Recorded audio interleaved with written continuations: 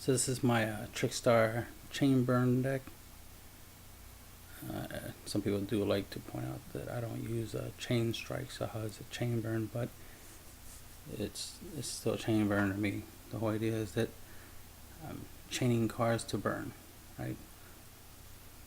You know, because that's the thing, is you're adding up the burn damage, especially in a single turn where I play a card that burns, another card that burns, another card that burns, another card that burns, so that way the damage adds up. And that's what I'm doing. I'm chaining burn, chain burn. But anyway, obviously, for me personally, Trickstars just look like an upgraded version of a chain burn. Essentially, it's an archetype that focuses on burn, and chain burn is a burn deck. Why not combine the two, right? Most chain burn decks do play certain monsters like Marshmelon or Karkar, Swift Scarecrow, Battle Fader, Lava Golem sometimes. Things of that nature, you know what I mean? Monsters that have some type of burn. Time Lord Metronome, you know, that has a burn effect as well as pretty good defensively. And the fact that it always goes back in the deck is like infinite recyclability. So that's always good. But that's the thing, is like there's always some variant of the chain burning deck strategy, and it does incorporate some monsters. This one is incorporating the Trickstars. So of course I have Candina, Lyco, Trickstar Light Stage, and 2 copies of Trickstar Reincarnation for the Trickstar aspect of the deck. You could try to, you know, if you want, you could squeeze in an extra Reincarnation. That's up to you, player preference. But in this build, I just want to add an extra ceasefire, and so I cut down the Reincarnation. I want to keep the deck tight. You know, I want to keep it 40. I did try, you know, a bigger number, but I was like, nah, I would cut it down to 40. I want to focus on key plays, key combos. So I shrunk down the Reincarnation, since the Reincarnation is an afterthought. You know, it was just added to the strategy. I could have easily put some other type of burn cards in that place instead. But anyway, it does work pretty well with the deck, and it does help add to control aspect of the deck, which is included in the deck's design, is control on top of the burn. So, you don't want someone Candina, you can add a Trickstar card from your deck to your hand. For example, you can obviously add Carnation or Light Stage to the hand, or Lyco, or another copy of Candina. The most typical target for, you know, let's say I only have Candina and a couple traps. While summon Candina, I add the field spell, I play the field spell, then I add Lyco from the deck to my hand. That's the strategy I like to go with. Another strategy is, let's say I have the field spell. So I'll play the field spell, add Candina, play Candina, add another field spell from the deck to my hand, then play that field spell to add Lyco. You obviously want to get the field spell on the field. You want to get Lyco on the field, so you'll use Lyco's effect to bounce Candina from the field to your hand, of course, so you can get Lyco onto the field. And the reason why I do the field spell to Candina and Candina to the field spell, and then Lyco instead of the field spell to Candina to Lyco, is because I'm trying to thin out the deck more. So I tend to go field spell Candina, field spell, then Lyco. So I'm trying to thin out the deck. You know what I mean? So the faster you get to your burn and draw cards, the better. So that's why I do that combo in that order. Another thing about not necessarily needing to max out on Reincarnation, you could even cut it down to a 1 and put some other card if you want. Because the idea is that if you go first, you have either Candina or Light Stage, and at least obviously one Lyco. because you want to use, because Lyco is what you use with reincarnation. Then you can search out reincarnation, and then first turn you can try to burn your opponent for a lot of damage, as well as disrupt their plays. Switch and swap out their first turn hand into a new hand. Give them something different to play with. Especially if they had a good hand, you want to get rid of that and hopefully give them a worse hand. You can even maximize their hand size, like what they have, based off of playing Recall or Dark Bribe to maximize their hands. So I'll get back to those, of course. So you get the idea of why the Trickstar little strategy engine is there for. Obviously to burn, as well as there's a first turn play you can do, but you don't need too many copies of the trap card, because the trap card is okay late game, but it's better, obviously early games, better first turn than anything. And you're not always guaranteed to go first, so you don't want to put too much emphasis on going first.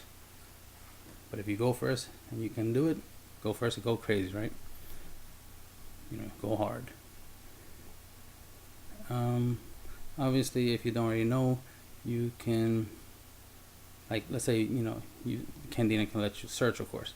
And I already explained how to use their search.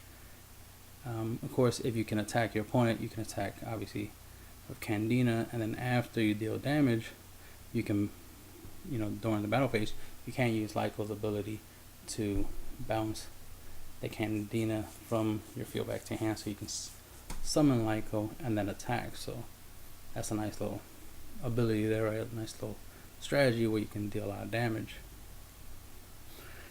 And if you have the field spell, you'll do 200 extra damage whenever you deal battle damage. So that's something to take into account. You can do into a battle strategy. Another thing to take into account, when you activate Lyco's ability, you can chain Lyco to a Lyco. So let's say hypothetically you end up in a scenario, which can happen, of course, it has happened to me. We have 3 Lycos in your hand and 1 Candina. I attack, deal damage, then activate 1 Lyco's ability, targeting Candina, then chain the other Lyco, targeting Candina, chain the other Lyco, targeting Candina, right? You're chaining the Lycos to each other, targeting that 1 Candina. And then, you resolve, bounce Candina to the hand, then special. And you get all 3 of the Lycos onto the field off of bouncing 1 Candina to the hand. So that's really awesome. And then, of course, you can go for game. So just with 1 Candina and 3 Lycos, you can attempt a OTK. And then with 3 Lycos on the field, when your opponent draws, they'll take 200. So that's an extra 600 just for the 3 Lycos. If you have the field spell, of course, you do even more damage, and that'll be another 600 on top of that. So that'll be like 1200 just because your opponent drew. If you have 3 Lycos on the field, with the field spell, you'll deal 1200 every time your opponent draws, or just anytime a card is added to your opponent's hand. And that's where Dark Bribe comes in, and that's where Recall comes in, because your opponent will draw. So you'll be able to burn your opponent for, if you have Lyco on the field, for using these counter traps.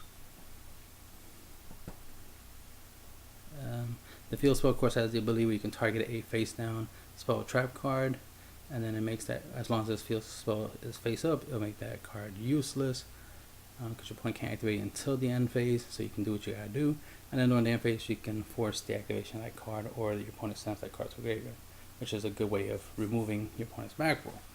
Again, control. Twin Twister, of course, helps you get rid of your opponent's back row, especially if you combine Twin Twister with Light Stage. You can pretty much get rid of 3 back rolls, 3 cards for your opponent's back row, which is always good, and have some control of the duel.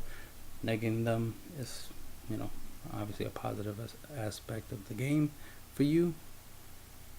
Plus, if your opponent has like some type of floodgate or something you want to get rid of, Twin Twister is obviously good for that. And in a way, Twin Twister can be good in a mirror match. Then we got Secret Blast. If this card you control is to show up by an opponent's card effect card and send to the graveyard, you can inflict 1,000 damage. That's the good secondary part of the card. The first part of the card's effect is inflict 300 damage to your opponent for each card they control. So it's a good way of dealing your opponent a lot of damage if they swarm the field with a whole bunch of monsters, or just play a whole bunch of cards, or let's say they play scapegoat tokens or Gofu or something. Like if they just put a lot of stuff on their side of the field, you can deal them a lot of damage for having stuff on their side of the field. So 300 times 5 is 1,500 damage, so that's always good to be able to deal 15 on top of anything else you do. Then you got Secret Barrel, which will deal 200 for every card in your opponent's hand and field. So that's a really good card. Then you got, like I said, Dark Bribe for control aspect.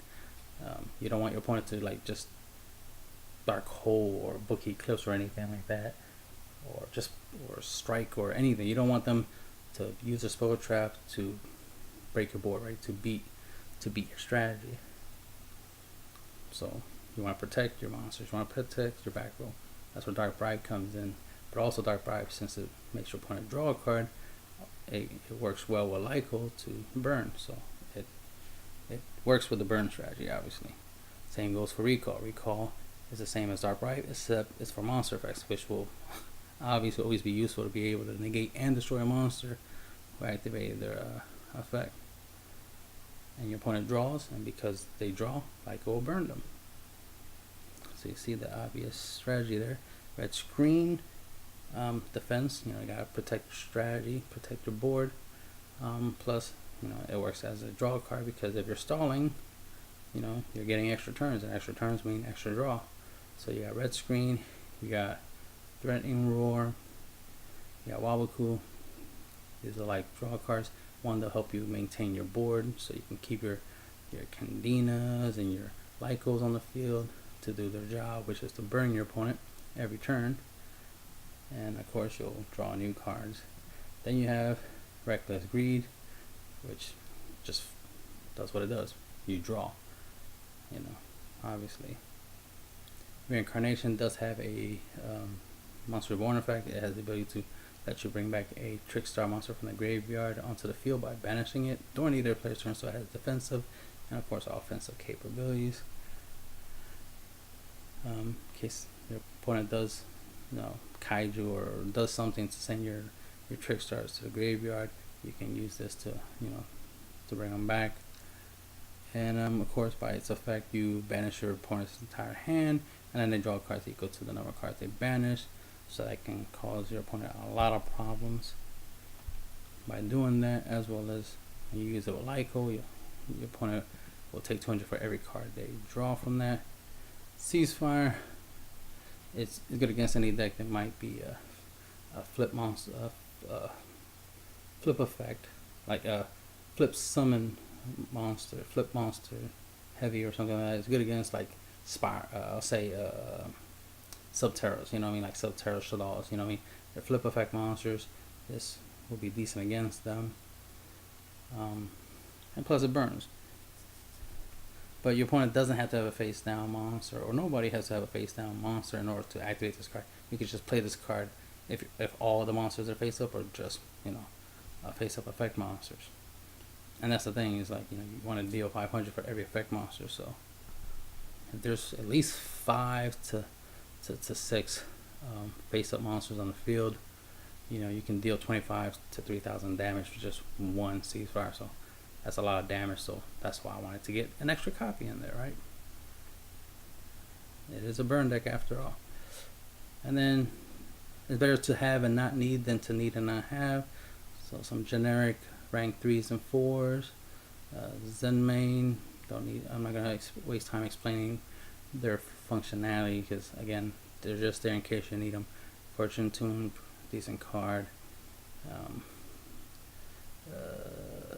Grand Pulse, Mecha Equip Engineer, Break Sword, Nightmare Shark, Acid Golem, Crazy Box, Crab King, Rhapsody Berserk, Sky Blaster, Musketeer, 101, Bujinti Tsukuyomi, Utopia because you use it to bring out Utopia Lightning. Now, I definitely feel that Magi Bullets might present a problem for this deck.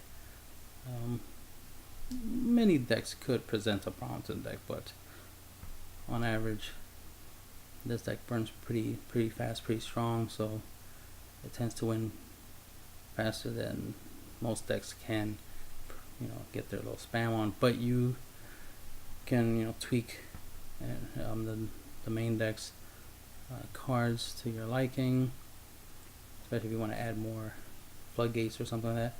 I like the idea of using light imprisoning with the Trickstars because they'll be pretty useful against Magic Bullets.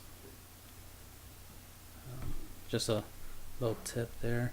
Also, I noticed a lot of monsters are coming out in the near future. Future sets. A lot of them are light. As you can see, Trickstars are light. Magic Bullets are light. There's gonna be Magical Beasts that are light. There's some Cybers monsters that are light. There's some Link monsters that are light, and so on and so forth. So you get the idea. It's gonna be a lot of light attribute decks, or monsters in general. Like I'm seeing a lot of light monsters coming out, and it might be a good idea to pick up some light imprisoning mirrors for your main deck, side deck, however way you want. But I do see the usefulness of light imprisoning mirror in Trickstars to help you against Magi Bullets and some other light-based decks.